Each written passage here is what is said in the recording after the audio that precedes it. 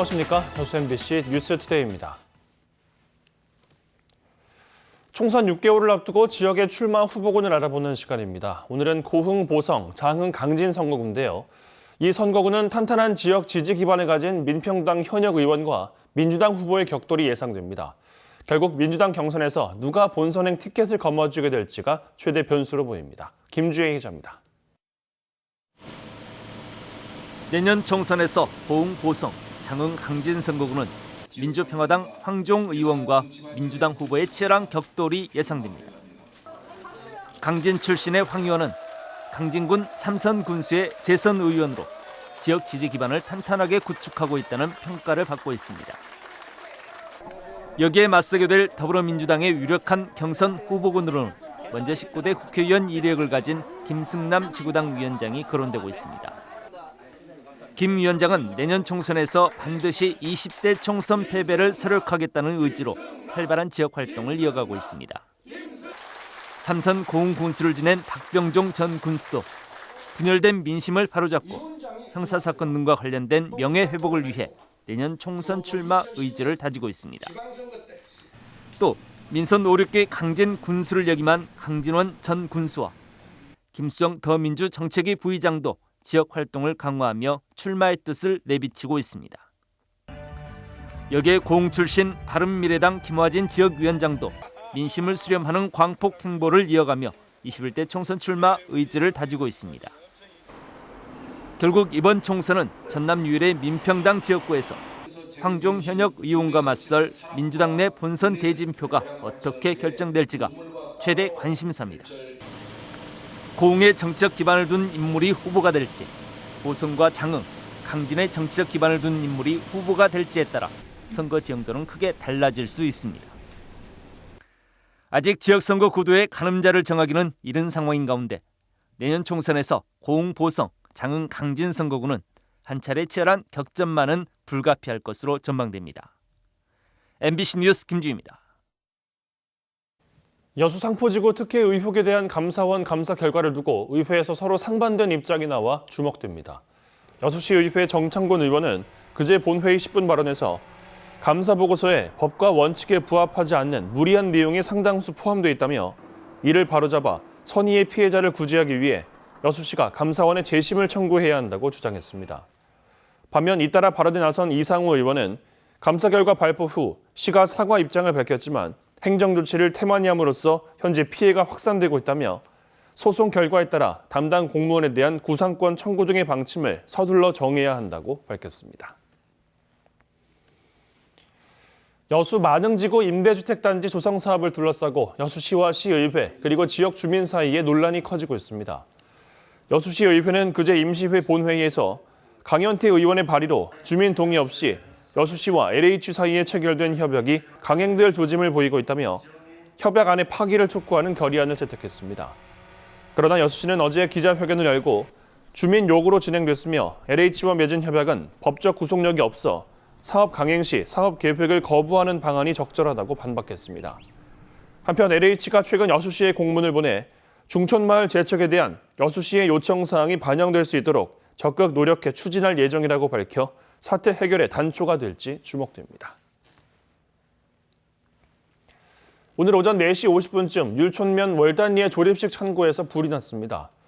이 불로 인명피해는 아직 집계되지 않았지만 불이 인근에 쌓여있던 페인트통으로 옮겨 붙으면서 진화에 어려움을 겪고 있는 것으로 전해졌습니다. 소방당국은 화학 방제차 등을 동원해 화재 진화에 나서고 있습니다.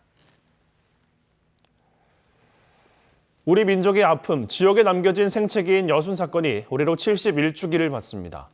특별법 제정을 통해 진상규명이 되길 바라는 유족들의 마음은 해가 지날수록 더 간절해지고 있는데요. 이제는 지역을 넘어 제주 4.3과 연대하고 시민들의 참여를 이끌어야 한다는 목소리가 커지고 있습니다. 조희원 기자가 보도합니다.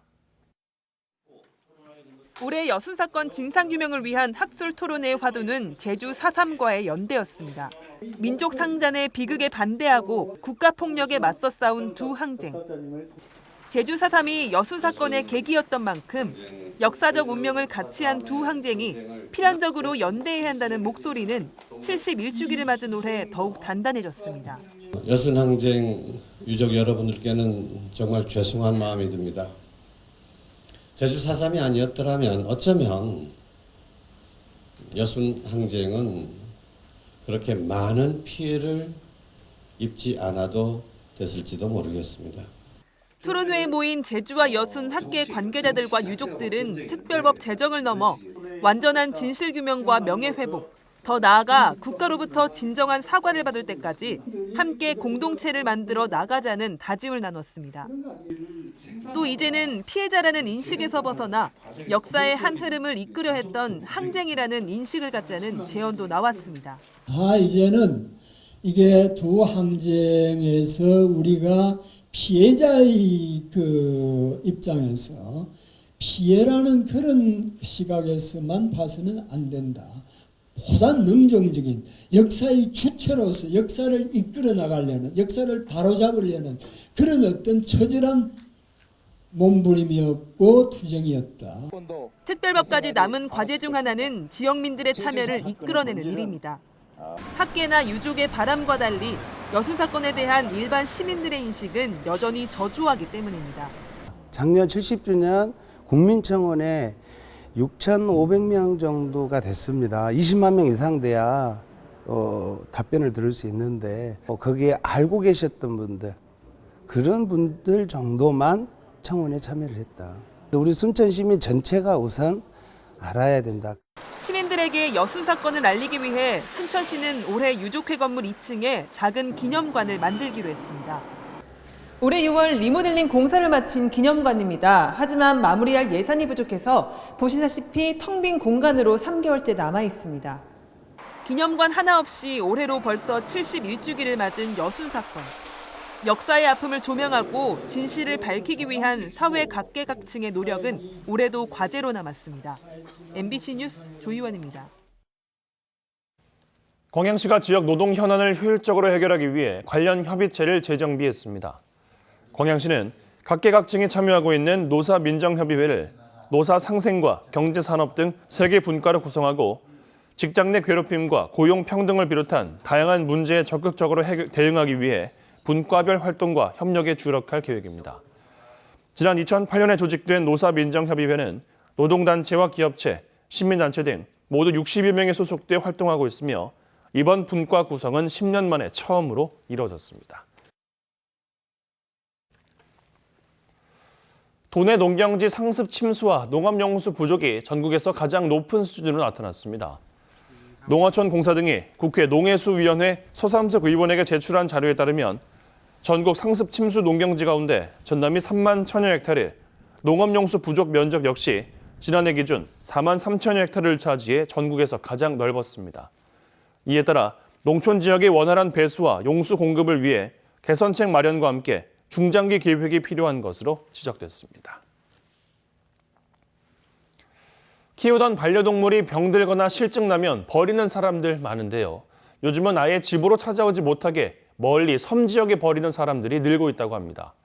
섬 지역들은 관광객들이 갖다 버리는 각종 쓰레기에 반려동물까지 늘면서 골머리를 앓고 있습니다. 박영훈 기자가 취재했습니다. 가을 낚시객들로 붐비는 전남 완도군의 한 섬마을. 갯바위와 방파제마다 쓰레기가 치워도 끝이 없습니다. 일반 생활 쓰레기는 물론 TV 같은 가전 제품까지 눈에 띕니다. 최근 들어선 반려동물을 버리고 떠나는 관광객들이 부쩍 늘었습니다. 이거 뭐라고 말로 표현 못해요. 징해요, 징해. 안 보이는 데서 다 버려놔요. 동물도 버리고 와요? 강아지들, 조그마한 강아지들.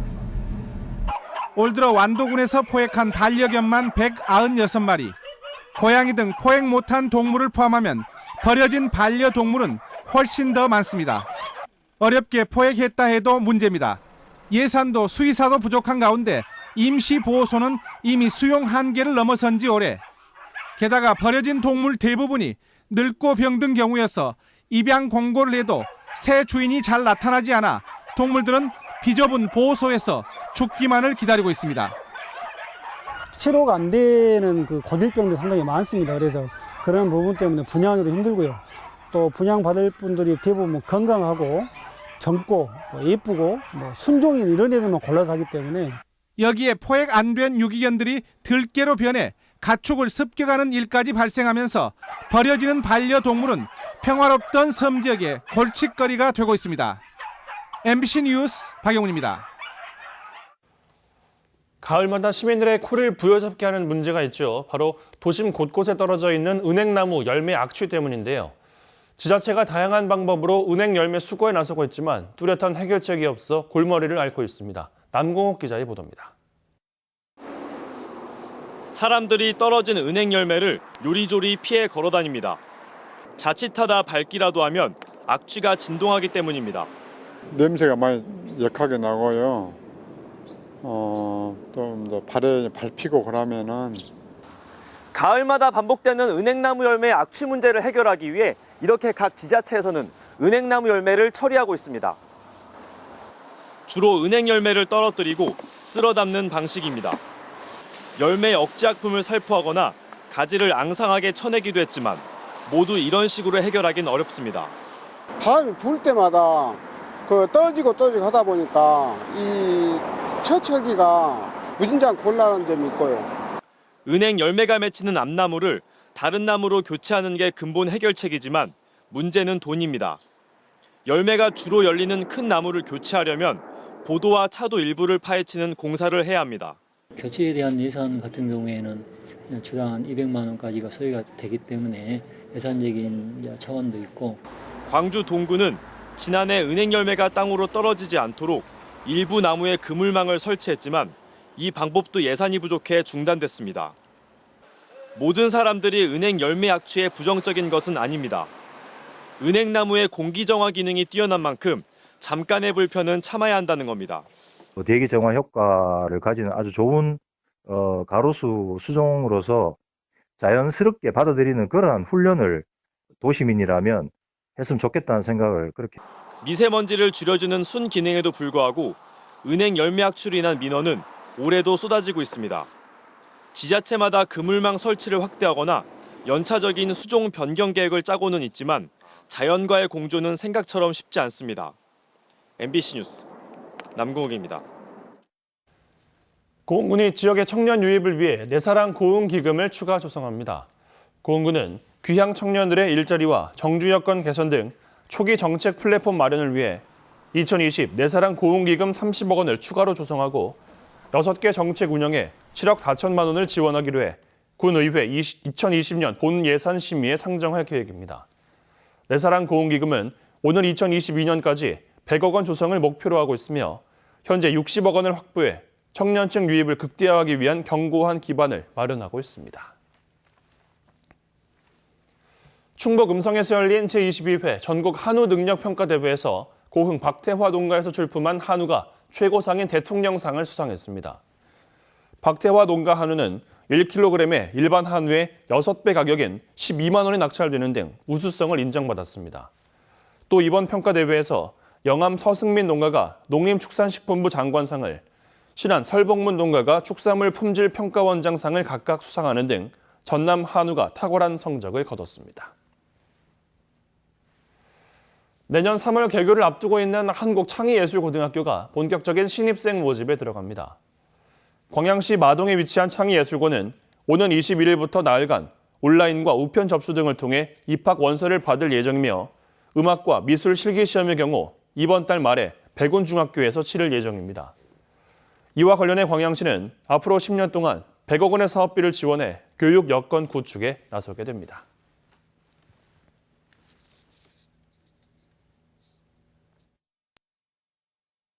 출근길 하늘빛은 다소 흐린 모습인데요. 공기에서는 서늘함이 감도는 가운데 초미세먼지 농도 9마이크로그램으로 개운하게로 느껴지고 있습니다.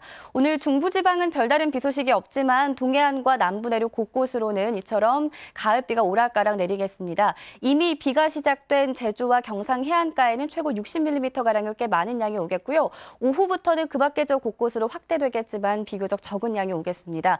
비는 오늘 밤이면 대부분 그치겠지만 제주도와 동해안 지방은 내일 오전까지도 가끔 이어지겠습니다. 주말인 내일 오후부터는 구름이 밀려나면서 다시 따사로운 햇살이 비추겠고요. 휴일에도 가을다운 쾌청함이 가득한 하늘과 함께 보내실 수 있겠습니다. 단 일교차는 염두에 두셔야겠습니다. 오늘 한낮 기온 보시면 서울이 23도까지 오르겠지만 비가 내리면서 대구 18도 등 남부지방은 어제보다 약간씩 낮겠습니다. 다음 주에도 기온이 큰 폭으로 떨어지지 않겠고요. 대체로 맑은 날들이 많을 전망입니다. 날씨였습니다.